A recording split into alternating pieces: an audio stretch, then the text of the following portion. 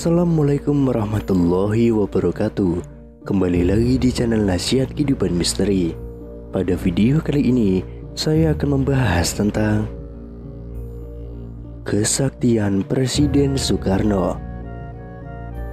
Insinyur Soekarno, sang proklamator dan sekaligus presiden pertama di Indonesia ini, adalah sosok pemimpin yang besar. Putra sang fajar ini sangat karismatik, berwibawa, tegas, nasionalis, hingga revolusioner. Semangat dan jiwa nasionalisme tidak pernah pudar saat menorehkan dan memperjuangkan Indonesia hingga menjadi negara yang berdaulat, bahkan menjadi negara yang disegani oleh bangsa lain. Meski sudah lama meninggal dunia, namun cerita tentang Soekarno selalu menarik untuk dikaji, termasuk tentang kesaktian yang dimilikinya. Bung Karno seringkali mengalami percobaan pembunuhan. Semasa hidupnya ia mengalami percobaan pembunuhan dari tingkat baru rencana sampai eksekusi sebanyak 23 kali. Namun menurut ajudan Soekarno, Sudarto Danu Subroto, mengatakan bahwa ada 7 kali percobaan pembunuhan terhadap Soekarno yang sangat menggentarkan. Menanggapi hal itu, bukan menjadi takut dan gentar, Soekarno malah membuka rahasia bagaimana cara membunuhnya. Menjadi hal yang wajar kalau kemudian sebagian rakyat Indonesia menganggap Bung Karno adalah manusia dengan tingkat kesaktian yang tinggi. Lalu apa sebenarnya rahasia kesaktian Bung Karno tersebut? Menurut kabar yang beredar di masyarakat, Bung Karno memiliki mustika pemberian Nyi Blorong yang melegendaris. Dalam cerita tersebut, Nyi Blorong datang dan memberikan mustika merah delima, jelmaan seekor naga, yang mengatakan bahwa Bung Karno bukan saja akan menjadi pemimpin di alam manusia, tapi juga akan menjadi pemimpin di alam gaib. Tidak hanya Nyi Blorong, Bung Karno yang hobi dalam dunia supranatural ini juga sering bermimpi didatangi tokoh legenda dari alam lain, seperti Sunan Kalijaga dan Nyi Roro Kidul. Namun benarkah kalau Bung Karno itu adalah manusia yang sakti? Dengan sejarah sedikitnya 7 kali luput, lolos, dan terhindar dari kematian akibat ancaman fisik secara langsung, menjadi hal yang jamak kalau kemudian rakyat Indonesia menganggap Bung Karno adalah manusia dengan tingkat kesaktian yang tinggi. Namun Bung Karno menampi jika lolosnya ia dalam berbagai percobaan pembunuhan bukanlah karena bantuan dari alam lain. Ia menukas normatif yang kurang lebih mengatakan bahwa mati hidup adalah kehendak Tuhan. Manusia mencoba membunuh. Kalau Tuhan belum berkehendak ia mati, maka ia belum akan mati. Namun Soekarno membeberkan bagaimana cara membunuhnya.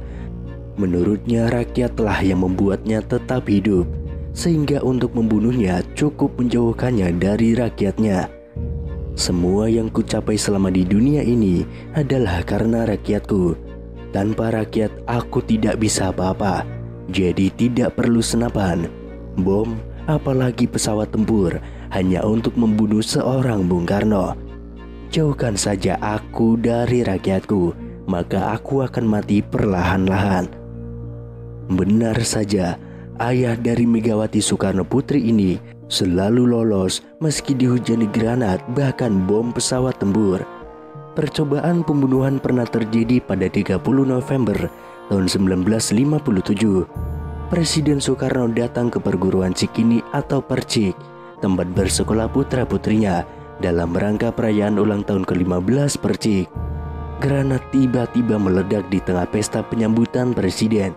9 orang tewas, 100 orang terluka, termasuk pengawal presiden. Soekarno sendiri beserta putra-putrinya selamat. 3 orang ditangkap akibat kejadian tersebut. Mereka perantauan dari Bima yang dituduh sebagai antek teror gerakan DITII. Percobaan pembunuhan kedua terjadi pada 9 Maret tahun 1960. Tepat siang bolong, Istana Presiden dihendakkan oleh ledakan yang berasal dari tembakan kanon 23 mm pesawat MiG-17 yang dipiloti oleh Daniel Maunkar. Maunkar adalah letnan angkatan udara yang telah dipengaruhi Permesta. Kanon yang dijatuhkan Maunkar menghantam pilar dan salah satunya jatuh tidak jauh dari meja kerja Soekarno. Untunglah Soekarno tidak ada di situ. Soekarno tengah memimpin rapat di gedung sebelah Istana Presiden. Kemudian pada April tahun 1960, Perdana Menteri Uni Soviet saat itu, Nikita Khrushchev, mengadakan kunjungan kenegaraan ke Indonesia.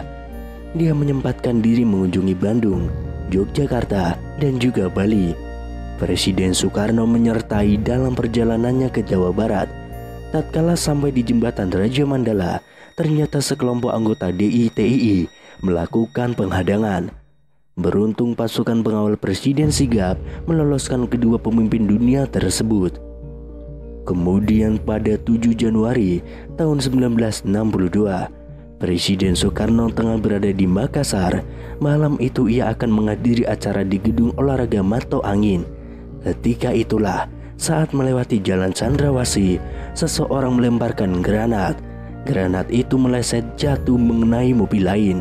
Soekarno selamat. Pelakunya Serma Markus Latuperisa dan Ida Bargus Surya Tenaya divonis hukuman mati. Selain itu, percobaan pembunuhan terjadi pada 14 Mei tahun 1962. Bahrum sangat senang ketika berhasil mendapatkan posisi duduk pada saf depan dalam barisan sholat jamaah sholat Idul Adha di Masjid Baitur Rahim. Begitu melihat Soekarno, dia mencabut pistol yang bersembunyi di balik jasnya. Moncong pistol lalu diarahkan ke tubuh Soekarno. Namun apalah daya, jarinya keluh. Dalam sepersekian detik, ketika tersadar, arahnya pun melenceng. Peluru meleset dari tubuh Soekarno menyerempet Ketua DPR GRG Haji Zainul Arifin. Haji Bahrum divonis hukuman mati, namun kemudian dia mendapatkan gerasi. Dari kesemuanya itu, Bung Karno tetap selamat, tetap sehat, dan tidak gentar. Dia terus saja menjalankan tugas kepresidenan dengan segala konsekuensinya. Namun situasi politik berbalik, menempatkan Bung Karno pada stigma yang terburuk. Gerakan demonstrasi mahasiswa yang didukung militer, pemberitaan media massa yang dikontrol Soeharto, membuat Bung Karno makin terpuruk. Usai ia dilengsarkan oleh sidang istimewa MPRS, kemudian diasingkan di Bogor, kemudian disekap di Wisma Yaso, ia benar-benar menjadi pesakitan. Yang paling menyakitkan adalah karena ia benar-benar dijauhkan dari rakyat. Rakyat yang menjadi nyawanya selama ini. Dengan cara itu pula, persis seperti yang ia utarakan sendiri, kalau Bung Karno tidak bisa hidup tanpa rakyatnya, Bung Karno pun wafat.